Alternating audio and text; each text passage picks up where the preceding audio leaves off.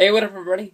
Steve Breach coming to you, watching the newest episode of TNA Impact, and we're about 45 minutes into this, and boy, oh boy, I wish they wouldn't have moved back the start of Impact. I wish that this show only had 15 more minutes instead of an hour and 15 minutes, because they haven't really started it off in a grand way. Yeah, they just passed off the news. I don't even think they've said it on the show. I think they just passed it along on Twitter that Bound for Glory will be in San Diego, so that will be an event that I will be heading down to. We've been planning this since I think the news broke around WrestleMania time is when we were starting to really work this out as a group, and that'll be real fun. But the news that was out there on Twitter today actually came, actually read it off the sheets, but it was actually an article that was posted up by Newsday, talking to Kurt Angle about his thoughts about going back to the big WWE. I'm surprised that Angle's never really got any heat from TNA over the comments that he's made. He's never really hid behind it. He's always wanted to go back, but yet at this time, there's he's signed to TNA. He can't go anywhere until his contract's done. So actually says in his answer, but he does say in big bold letters, he's touting it out that, yeah, I do want to go back there. He's asked JR to call his last match, which is honestly something that'll only happen if he ever goes back and works something. He wants to work like a big WrestleMania match. He said on different occasions he met Assault and Battery. I think this was a couple of years ago, and said, "Oh yeah, I'm definitely going back." And he made it sound like he was going to be going back sooner than later. Last year at Bound for Glory, he told freaking 88 that it was a lock that he was going back. He was going to go fight at this year's WrestleMania, being number 30, and he was going to have a match against Stone Cold Steve Austin. He said that they were just talking about it just the other day, and they were working out the kinks. The only problem is that Angle's still under contract with TNA, and there's no way in the world they're going to let him go over there and work against Stone Cold Steve Austin on a WWE show. Yeah, I know that in wrestling's past there's been cross-merchandising and sending guys around, but this isn't the NWA. This is TNA, this is WWE. The contract's, lock solid. There's no way in the world that he's going to be getting out of there, unless there's basically he gets to the point where he gets fired. But TNA knows what they have.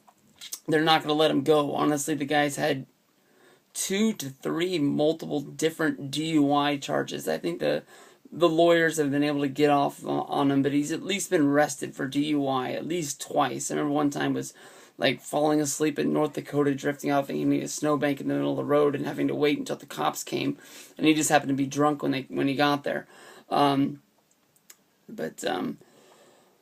honestly can say I want Kurt Angle to have another match in WWE. I want him to have a WrestleMania closure on that, but he is in TNA, and I honestly, the way he wrestles, every match is honestly could be his last match. I mean, he has no stop on him. Even on TV, he goes 100 miles an hour, and that's why you got to look up to this guy, as he's one of the greatest wrestlers that there's ever been. He's one of the greatest wrestlers that's out there today. I don't know why I emphasized today when I said just a second ago that he was one of the best wrestlers that's ever been. But you got to give it to the guy. But I mean, there's no way in the world you can say that Angle's going to go through the next 2 years, let's say, injury-free, and then be able to make it to where he can sign with Vince to have this one big match, I don't even know if he'd be able to make it on a light schedule for WWE, like a Brock Lesnar or a Rock thing. It just have to be just basically a contract that would run, let's say, from January into WrestleMania, and then he'd be able to sing a sad song and head off into the retirement mode and have fun doing whatever he's gonna do. He's always said that he's wanted to get into movies. He's doing comedy skits and acting like that, trying to become an actor. He had that one movie that came out, I think he was in, even Christian Cage was in it, and he's in that Rock movie for a second, that I can't think of the name. But if I had to give you my honest opinion, I don't think Kurt Angle will ever make it to the point where he can get into a ring. Either he's going to get some sort of injury he's not going to be able to come back with in TNA, or just TNA knows that he is the guy, and they want to lock it down to when Kurt Angle is retired.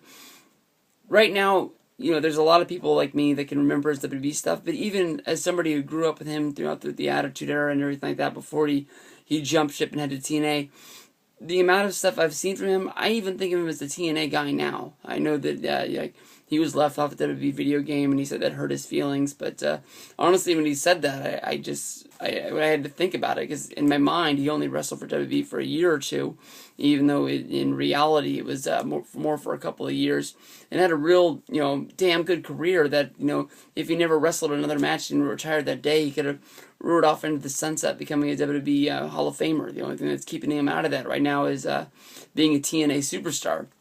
And the guy raised TNA to the lights that they never had.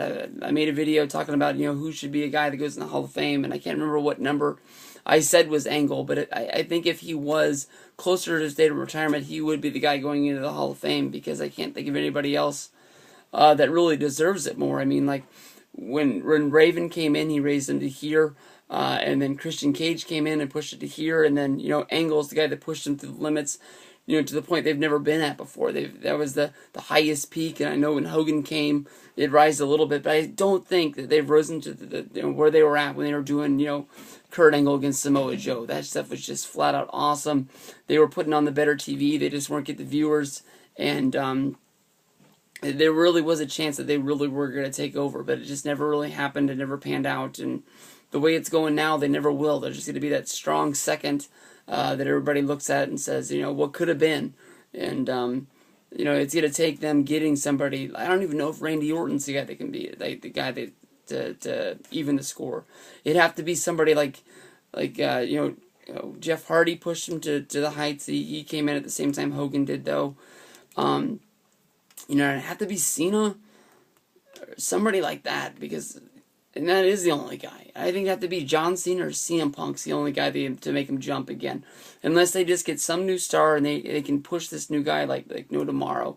But I don't think anybody's ever given him the jump that Kurt Angle gave him, because that was just historic and memorable and everything. You guys remember those battles, of Kurt Angle and Joe going at it. I know the one thing I always make fun of and say is kind of stupid is that the fact that they put all the belts on the line. They had the tag belts and the Japan belts, the X Division title, the TV title, if that was even there, the world title. They had like 15 belts laying in the ring. It was kind of stupid, but that's it. You guys have fun. Peace out. We'll watch the rest of Impact and see how it goes from there. Have fun, guys. Peace out.